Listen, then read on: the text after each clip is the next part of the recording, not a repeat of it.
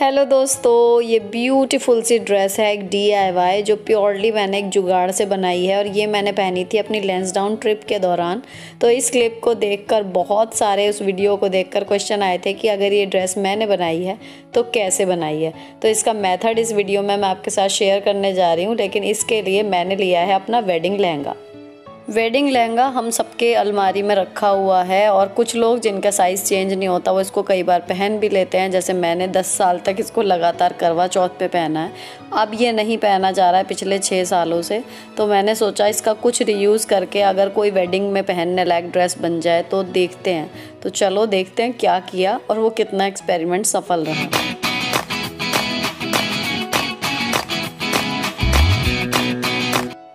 तो पहले बात करते हैं उस फ्लोरल ड्रेस की जो मैंने आपको दिखाई है। ये एक्चुअली एक ओवर साइज्ड गाउन था और इसका जो घेर था वो पूरा मेरे को मतलब नेक से नीचे से लेके तब जाके नीचे तक आ रहा था और घेर काटने का मेरा मन नहीं था। तो मैंने क्या किया, अब मैं आपको दिखाती हूँ सेम चीज़ लहंगे पे।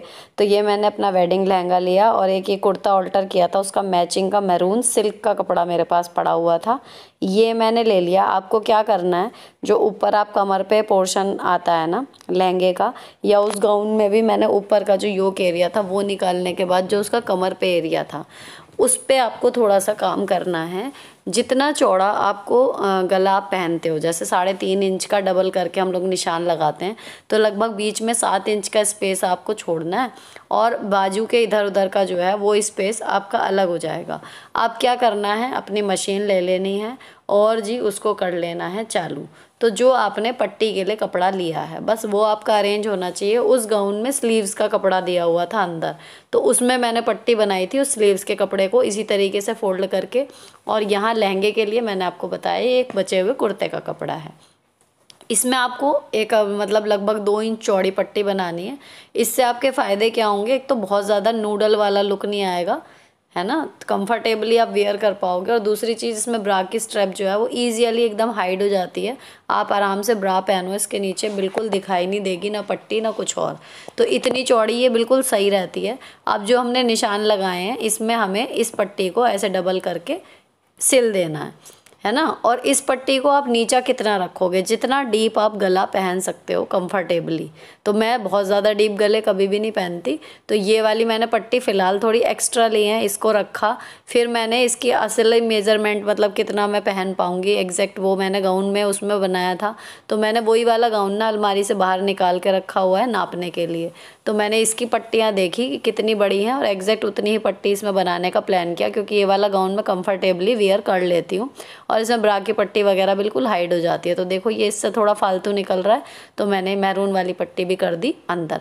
अब इसमें जो सिलना है फ्रेंड्स, वो ध्यान रखना है कि इसमें ना हमें यहाँ पे मशीन नहीं चलानी है। सुई से सिलो आराम से, छोटे छोटे टाँके लेके और मजबूत करके सिलो। मतलब चाहे छोटे छोटे ही लो, कच्चे टाँके में भी अगर आपने छोटे छोटे टाँके लिए हैं तो ये पट्टी कहीं नहीं जाएगी। बखिया वगैरह नहीं करनी है वरना पीछे निशान ज़्यादा दिखेंगे। तो मतलब बारीक बारीक आप कच्चा टाँका ही सिल के इसमें जोड़ लो इस पट्टी को।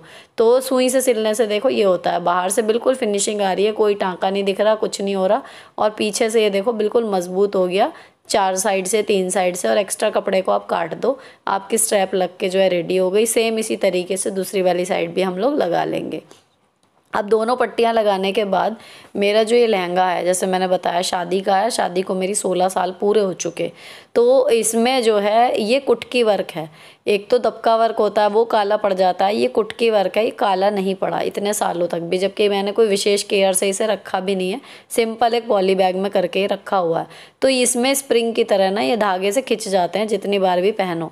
तो उससे पहनने से पहले मुझे इसे फिनिशिंग करनी पड़ती है काट के। अब मेरा ये पहनने के लिए तैयार है, तो मैं इसे पहन के आ गई। और जिस कुर्ते की मैंने पट्टियाँ लगाई हैं ना उसी कुर्ते की मैंने नीचे फ़िलहाल पजामा सा वो पहना हुआ है, लेकिन इस पे लुक नहीं आ रहा। इस पे टाइट पजामी या लेगिंग का लुक आएगा। और कमर पे फिट करने के लिए उस वाले पे तो मैं लगाती हूँ या तो कोई बेल्ट लगा लेती हूँ वेस्टर्न वाली, या एथनिक लुक लेना होता है तो मैं उस पर भी लेस लगाती हूँ एज अ बेल्ट। तो यहाँ पर फ़िलहाल बस मैं इसका लुक ट्राई कर रही हूँ। फाइनली मैं इस पर तैयार जब होंगी तब आपके साथ ज़रूर शेयर करूँगी। तो सेफ्टी पिन की मदद से आप कोई भी मैचिंग लेस लेके इसको कमर के एरिए से फिट कर लो। और जी जो इसका लहंगे का दुपट्टा है, अगर आप उसको केप वगैरह की तरह पहनना चाहो तो बहुत हैवी लुक आपका क्रिएट हो जाएगा। लेकिन मुझे मतलब थोड़ा सा इसका लुक लाइट करना था, तो मैंने मैचिंग का एक और सितारों का दुपट्टा लिया हल्का सा। अब उसकी लेंथ है कम, तो परफेक्ट अभी नहीं जा रहा है। फिलहाल मेरा काम सिर्फ यहाँ पर स्ट्रैप जोड़ के ये देखने का था कि फिटिंग आ रही है नहीं आ रही है। फाइनल कभी मैं तैयार होंगी तब आपके साथ शेयर करूँगी।